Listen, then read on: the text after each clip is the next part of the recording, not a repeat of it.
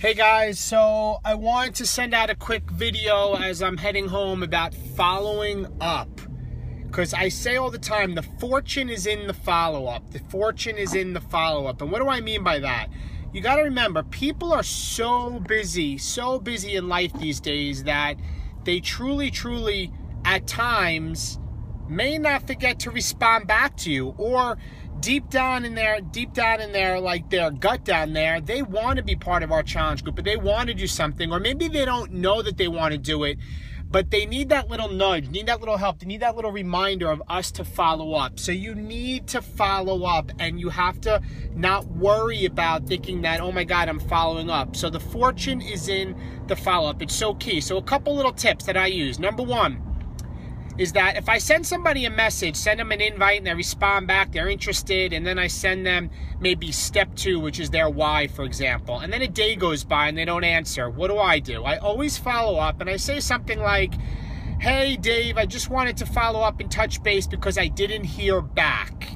And that's so important, I say, because I didn't hear back, because it usually sparks somebody to respond, because you're kind of saying like, hey, you didn't answer, but you're saying it in a way like, hey, I just want to follow up and touch base because I didn't hear back. All right? And then after that, if they still don't answer, I usually will follow up and say, hey, I just want to follow up again and touch base because I didn't hear back, and hopefully I didn't do something wrong, and if I did, I apologize, I'm sorry. It's just that, you know, I'm excited and passionate about helping people, and hopefully I didn't come across the wrong way, and if I did, I apologize. So like the key there is that people do not like to think that maybe you think that they did something wrong. So they're gonna end up responding back to you and saying, no, not at all. And normally it's like, I've been busy, I didn't get a chance to look at the video, or whatever it is, and that usually sparks the response. But in the end, if they still don't answer to that, I usually respond back and say, hey, I just want to follow up for one last time and let me know if I should give your spot away to somebody else and cross you off my list. People do not like that because people hate being thought of being crossed off their list. And I'm going to be honest, guys, I rarely end up having to go to this point. Rarely. But a couple things. Number one is that if you're in conversation with somebody, the first time I follow up is usually the next day. Like, I just want to touch base and follow up because I didn't hear back.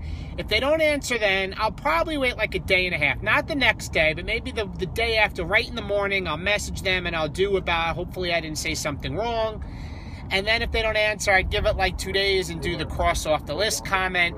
But the point being is, early on, I follow up right away the next day. And if I'm in conversation with somebody early in the morning, I may even follow up with them at night. Then I maybe let a day go by, and then I follow up again, and then I follow up again. The point being is I'm following up multiple times. And then from there, guys, it doesn't end. Because if you have to remember that if somebody answered you back early on or said they're interested, maybe life got in the way, maybe they didn't, you know, whatever reason it is, it's never a no, it's a not right now. It's never a no, it's a not right now, because you truly have to believe that everybody needs what we have. They just don't know it yet. So for me, then, what I do is I'll let the couple weeks go by, and then when I'm starting to do more invites again for the challenge group for the next month, I'll follow up with that person. A simple, hey, I know we haven't spoken, I know we spoke last month, and you're interested in the challenge group, and I'm sure maybe life got in the way, but I'm forming another group, I have a few spots left, and I want to touch base with you again. And I do that follow-up. If they don't answer, I follow up again the next month. If they don't answer, I follow up with them again next month. So the point I'm trying to make is you got to have a system in place to follow up. You got to follow up every month.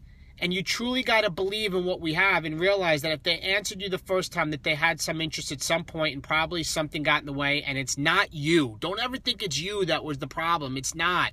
It's probably something that got in the way in their life. But the key is to follow up and consistently follow up. But the most important thing at the end of this, guys, is you can't follow up if you're not organized. You can't follow up if you don't have a list. You can't follow up if you don't have everybody's written down somewhere. For me, you guys have seen my trainings. I could talk more about it again in a quick video. I use Evernote, that I have access to it on my phone, on my computer, on my laptop. That's where I have my list of people, and I'm always keeping track of the conversations I had. So I hope those tips help with you today about following up, and I hope you guys continue to remember each and every day that the fortune's in the follow-up. Bye-bye.